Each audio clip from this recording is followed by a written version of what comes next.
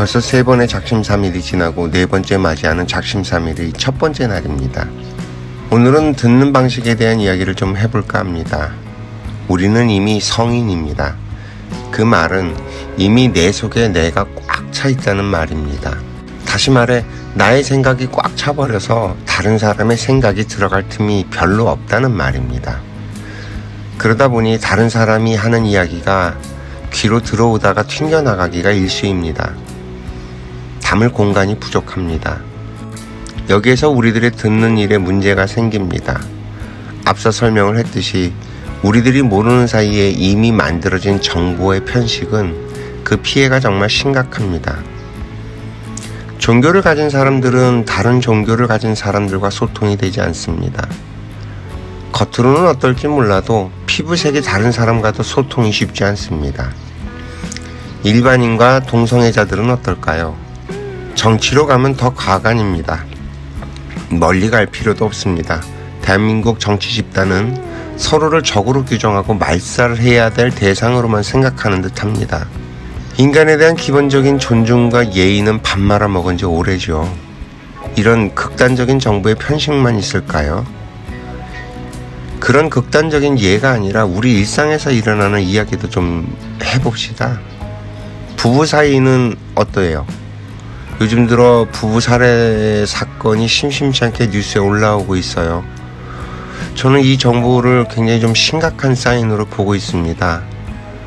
남녀가 세상을 바라보는 방식이 같을까요? 과연 서로에 대해 얼마나 알고 있을까요? 갈등이 없는 부부가 과연 이 나라에 있기는 할까요?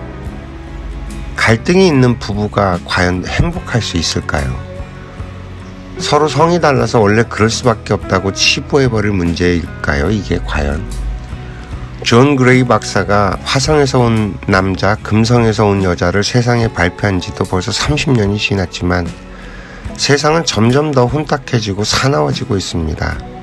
저는 감히 장담을 하건대 이대로 10년만 더 지나면요, 우리나라 그 여성들을 참아내지 못하는 남자들이 폭동을 일으킬지도 모른다는 생각을 해봅니다. 사실 이러한 모든 문제들의 근본을 쳐다보면 아주 간단합니다. 내가 옳다는 것이죠. 근데 내가 옳으면 상대는 틀린 사람이 됩니다. 그런데 어떤 사람이 자기가 틀렸다고 생각을 할까요? 과연 그럴 수 있는 사람이 있기는 할까요?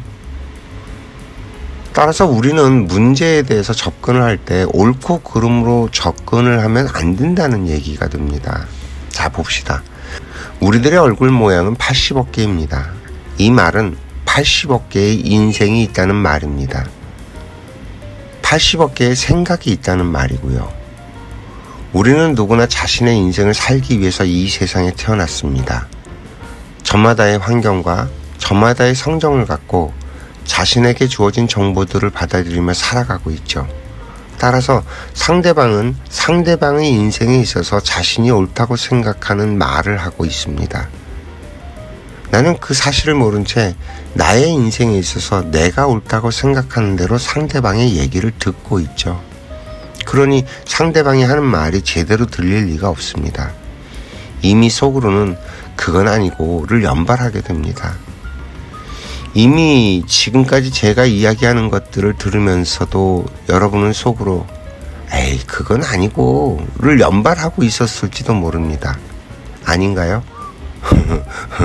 따라서 오늘부터 일단 상대방이 하는 말에 그건 아니고 하는 생각을 배제시키는 연습을 좀 해보면 어떨까요?